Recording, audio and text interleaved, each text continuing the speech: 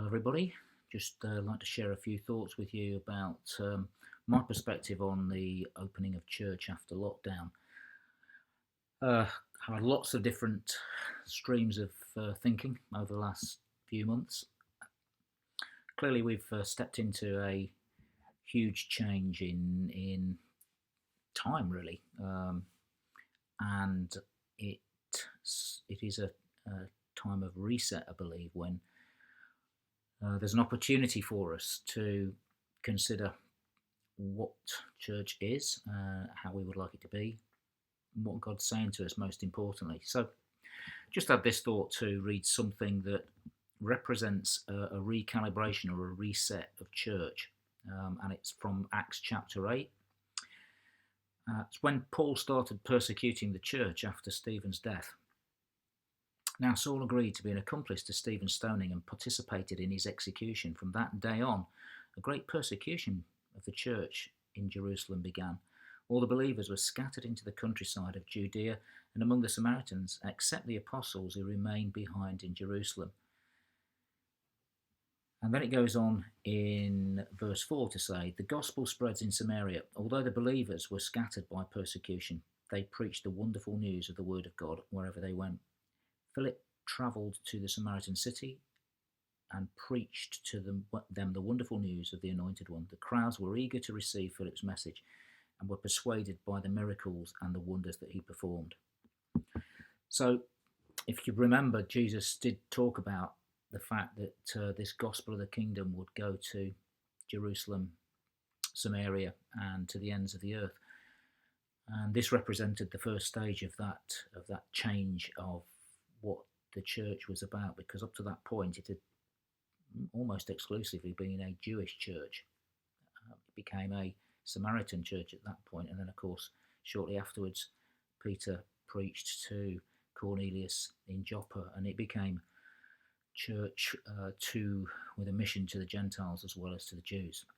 So I do believe that we've experienced something very significant in God's time plan, which presents us with an opportunity to rethink what church is and what we're doing.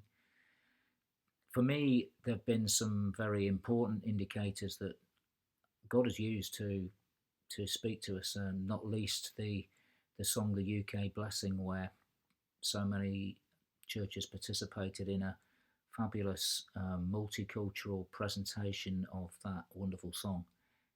And the singing of the blessing is something that brings God's blessing with it to the whole nation, really.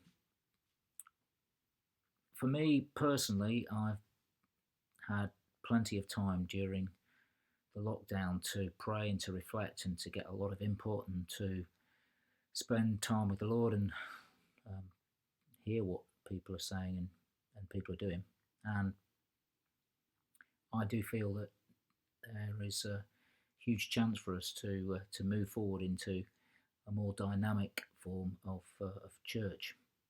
For me, that would involve us retaining a lot of the wonderful things that we've been able to do online. We've found it possible to connect, I believe, in heart, in online prayer through Zoom. I know that's not been possible for everybody, but for me, it's broken a barrier in my thinking.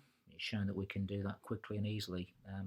It's also meant that it's shown me how it's possible to be more effective in connecting and thinking about one another during this time through our Connect groups. And it's also shown us how we can be more efficient in using our time.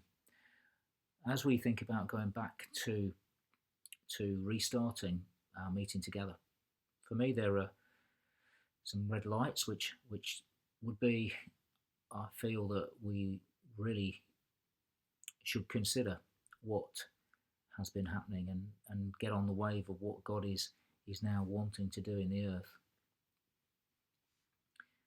Just as the church in Jerusalem had to consider how to adjust to the persecution that came, and of course initially they weren't exactly welcoming what Saul was doing, throwing people into prison, having people killed.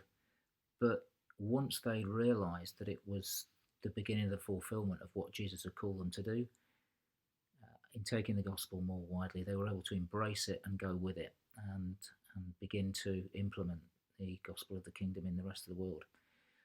I would love to see us become more passionate about that, and about how we communicate with each other and how we communicate the message to those around us. And we've seen so many people engaging in online viewing of services. And I also feel that there's a great opportunity now for us to get hold of what God is doing through praying together that could make a huge difference. So, just a few thoughts. Have a great day.